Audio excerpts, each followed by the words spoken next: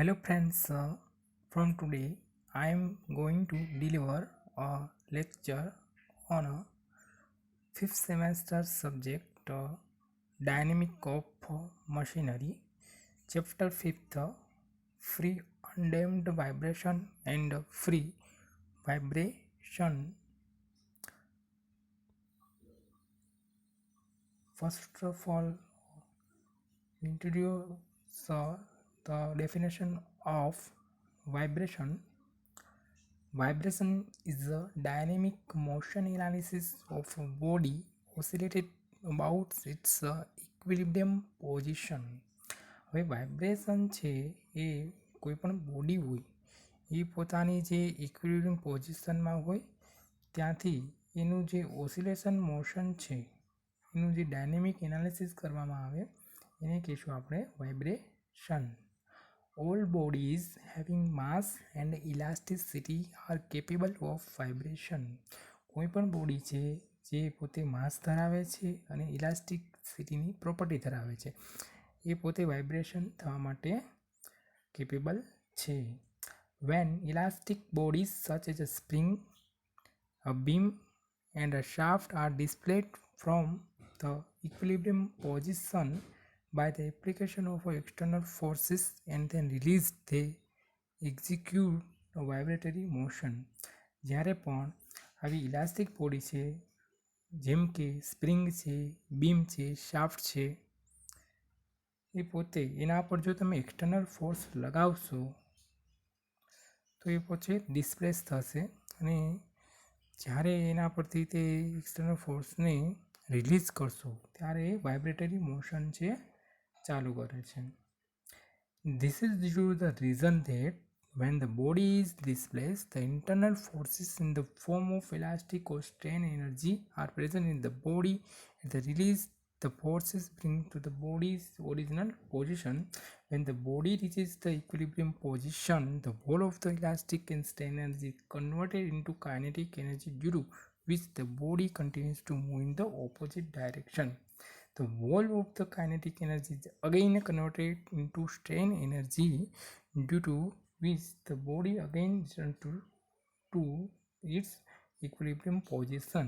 હવે જ્યારે પણ બોડી ઉપર આપણે એક્સટર્નલ ફોર્સીસ લગાવીએ છીએ ત્યારે એ પોતે ગતિમાન થાય છે કે વાઇબ્રેશન થાય છે ત્યારે જે એનામાં જે સ્ટ્રેન એનર્જી રહેલી હોય છે બધી જ સ્ટ્રેન એનર્જી જે કન્ટિન્યુઅસલી કાઇનેટિક એનર્જીમાં કન્વર્ટ થતી હોય છે, બરાબર. પરંતુ એના પરથી એ ફોર્સ જો રિમૂવ કરવામાં આવે તો જે કાઇનેટિક એનર્જી છે એનું ફરી પાછું રૂપાંતર છે એ સ્ટ્રેન એનર્જીમાં થતું રહેશે અને બોડી છે એ પોતે ફરી પાછી એની ઇક્વિલિબ્રિયમ પોઝિશનમાં આવી જાય છે.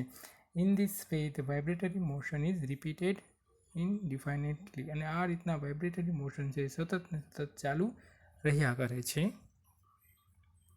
Next, terminology of vibrations. અહીં આપણે 4 ડેફિનેશન જોઈએ. Periodic motion, motion which repeat itself after equal interval of time is called periodic motion. હવે જે વાઇબ્રેશનનું જે મોશન છે એ પોતાની જાતે એ પોતાએ એક ચોક્કસ સમયગાળોમાં જો એ રિપીટ થયા કરતું હોય તો એને કહેવાય પીરિયોડિક મોશન. એટલે કે એની જે સાયકલ છે એ રિપીટ થતી હોય ત્યારે એનો જે ટાઈમ પીરિયડ છે એ સેમ રહેતો હોય બધી સાયકલ માટે અને સેમ ઇન્ટરવલ પર એ મોશન થતું હોય તો એને કહેવાય periodic motion. Time period, time taken to complete one cycle of vibratory motion. હવે જ્યારે વાઇબ્રેશન થાય છે ત્યારે એની જે એક સાયકલ છે એ પૂરી થવા માટે જે સમય થતો હોય એ સમયને આપણે કહીશું time period. Frequency, number of cycle completed in unit time. હવે અહીંયા જે number of cycle completed in unit time એટલે એક સેકન્ડમાં, એક મિનિટમાં, બરાબર, કે આપણે યુનિટ ટાઈમમાં કે જેટલી પણ સાયકલ થતી હોય એના જે નંબર ઓફ સાયકલ જે થતી હોય એને આપણે કહીશું ફ્રીક્વન્સી. મેજોરિટી જે ટાઈમ પીરિયડ છે એનો યુનિટ છે એસઆઈ યુનિટમાં આપણે સેકન્ડ લઈએ છીએ તો ફ્રીક્વન્સીનો યુનિટ છે નંબર ઓફ સાયકલ પર સેકન્ડ છે અને એનો જે બીજો યુનિટ છે એ છે હર્ટ્ઝ. એટલે ફ્રીક્વન્સીનો યુનિટ બીજો છે એ હર્ટ્ઝ છે. એમ્પ્લિટ્યૂડ એ એમ્પ્લિટ્યુડ શું છે? Maximum displacement of a vibratory body from its mean position. કોઈ પણ બોડીની જે મીન પોઝિશન છે જ્યારે ઇક્વિલિબ્રિયમમાં હોય છે ત્યારે ત્યાંથી એ પોતે વાઇબ્રેટિંગ મોશન કરે છે ત્યારે એનું મેક્ઝિમમ ડિસ્પ્લેસમેન્ટ કેટલું થાય છે એ એનું છે એમ્પ્લિટ્યુડ કહેવાય છે. હવે આ બધી ડેફિનેશનને આપણે એક સ્કેચ દ્વારા સમજીએ કે અહીંયા આપણે જી લેવલ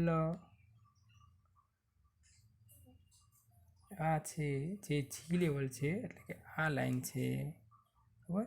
ત્યાંથી હવે આપણે કોઈ એક પાર્ટિકલ છે એનું મોશન બતાવેલું છે. તો એ મોશન છે અહીંયા સિમ્પલ હાર્મોનિક મોશન છે. જે આ મોશન છે સિમ્પલ હાર્મોનિક મોશન છે. તો અહીંયા આ સિમ્પલ હાર્મોનિક મોશનમાં હવે અહીંયા આ ગ્રાઉન્ડ લેવલથી એટલે કે જી લેવલથી આપણે જોઈએ કે એક પાર્ટિકલ છે એ મેક્ઝિમમ એનું જે વાઇબ્રેશન છે એ અહીંયા આટલું થાય છે બરાબર. તો એને આપણે કહીશું જે મેક્ઝિમમ ડિસ્પ્લેસમેન્ટ છે તો એને આપણે કહીશું એમ્પ્લિટ્યુડ બરાબર. હવે એ જ રીતના આને આ બાજુ જોઈએ તો અહીંથી આ જે છે તો આને પણ એક કહેવાશે એમ્પ્લિટ્યુડ. એટલે આ એક એમ્પ્લિટ્યુડ છે બરાબર. એટલે આને એક છે એની મીન પોઝિશનથી એને પીક પોઈન્ટ પણ કહી શકાય બરાબર. તો આપણે ટોટલ જોઈતું હોય તો અહીંયા ટોટલ બતાવેલું છે કે આ જે લાઈન બતાવે છે ટોટલ એનું પીક ટુ પીક પોઈન્ટનું એમ્પ્લિટ્યુડ છે. હવે બીજી વાત આપણે કરીએ એમ્પ્લિટ્યૂડની વાત થઈ આ બરાબર. હવે આપણે બીજી ડેફિનેશન ટાઈમ પીરિયડ. ઓકે, તો હવે એક સાયકલ છે માનો આ સાયકલ હું અહીંથી શરૂ કરું બરાબર અને અહીંથી પૂરી થાય બરાબર. તો ફરી પાછું જો એવી જ સાયકલ અહીંથી શરૂ થઈને અહીંયા પૂરી થાય છે તો આ એક સાયકલ છે. તો એના માટે સમય છે એ અહીંયા સેમ આપણને સમય મળે છે, સમયગાળો છે સેમ છે. તો આ એક ગાળો છે એને આપણે કહીશું ટાઈમ પીરિયડ. પછી એક ડેફિનેશનથી ટાઈમ પીરિયડ છે બરાબર. હવે આપણે જોઈએ ફ્રીક્વન્સી બરાબર.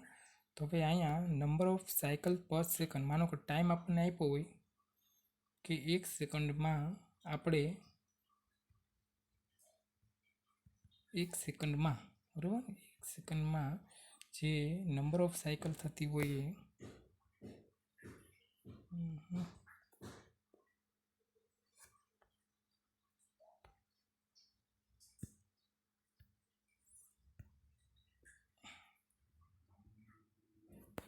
કે 1 સેકન્ડમાં number of cycles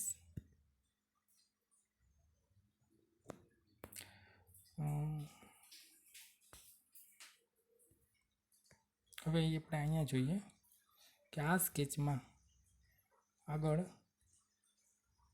number of cycles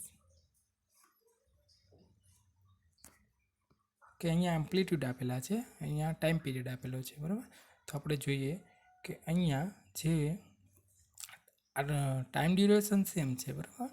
કે માનો કે 1 સેકન્ડ આપણે આપેલું હોય તો અહીંયા જે આપણે એની જે સાયકલ છે એ આટલા ગાળામાં પૂરું થાય છે બરાબર. તો આને કહેવાશે કે એની ફ્રીક્વન્સી છે એ લો છે કે નંબર ઓફ સાયકલ્સ આપણે ગણીએ બરાબર તો એ ઓછી છે. હવે એના કરતાં આ આપણે જોઈએ તો અહીંયા નંબર ઓફ એની સાયકલ છે એ પહેલાં કરતાં વધુ થાય છે તો એ મીડિયમ ફ્રીક્વન્સી છે. અને અહીંયા એ સેમ ડ્યુરેશનમાં જ જે નંબર ઓફ સાયકલ્સ છે એ આ બંને કરતાં પણ વધુ એટલે હાઈ ફ્રીક્વન્સી અહીંયા છે બરાબર. તો અહીંયા પહેલાં માટે લો ફ્રીક્વન્સી છે, બીજા માટે મીડિયમ ફ્રીક્વન્સી, ત્રીજા માટે હાઈ ફ્રીક્વન્સી છે. Next free and forced vibration. હવે આપણે બે ડેફિનેશન જોવાની છે, ફ્રી વાઇબ્રેશન અને ફોર્સ વાઇબ્રેશન. પહેલાં આપણે જોઈએ free vibration. When no external force acts on the body after giving it an initial displacement, then the body is said to be under a free vibration. કોઈ પણ body છે એને initial આપણે displacement આપીએ પછી જે વાઇબ્રેશન થયા રાખે છે. હવે એના પર કોઈ પણ જાતનું આપણે એક્સટર્નલ ફોર્સ કાંઈ લગાવતા નથી તો જે પણ એ વાઇબ્રેશન થાય છે એને કહેવાય free vibration. The frequency of free vibration is called free or natural frequency. હવે જે આ ફ્રી વાઇબ્રેશનની જે ફ્રીક્વન્સી છે એને ફ્રી ફ્રીક્વન્સી કાં તો નેચરલ ફ્રીક્વન્સી કહેવામાં આવે છે. For example oscillation of a simple pendulum, દાખલા તરીકે એક્ઝામ્પલ તરીકે છે સિમ્પલ પેન્ડુલમ.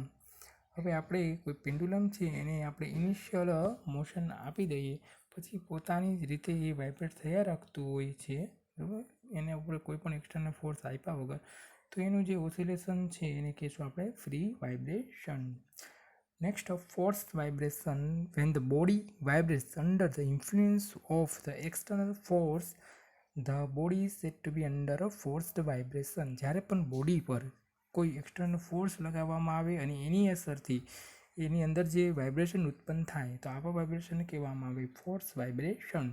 તો આ external force applied to the body is periodic disturbing force created by unbalanced. હવે એક્સટર્નલ ફોર્સ જે આપણે બોડી ઉપર લગાવેલો હોય એ કોઈ ડિસ્ટર્બિંગ ફોર્સ છે, અનબેલેન્સને લીધે એ ક્રિએટ થયેલો હોય છે. The vibrations have the same frequency as the applied force. હવે અહીંયા જે વાઇબ્રેશનની ફ્રીક્વન્સી છે એ એપ્લાઇડ ફોર્સ બરાબર હોય છે. For example, shaking motion experience by the person sitting in a transporting vehicle. હવે તમે જ્યારે કોઈ વ્હીકલમાં ટ્રાન્સપોર્ટિંગ વ્હીકલ હોય એમાં બેઠા હોય છે ત્યારે એની સીટ ઉપર તમે જે વાઇબ્રેશન અનુભવો છો એ આ વાઇબ્રેશન છે એ એક પ્રકારે ફોર્સ વાઇબ્રેશનનું જ એક્ઝામ્પલ છે. Thank you.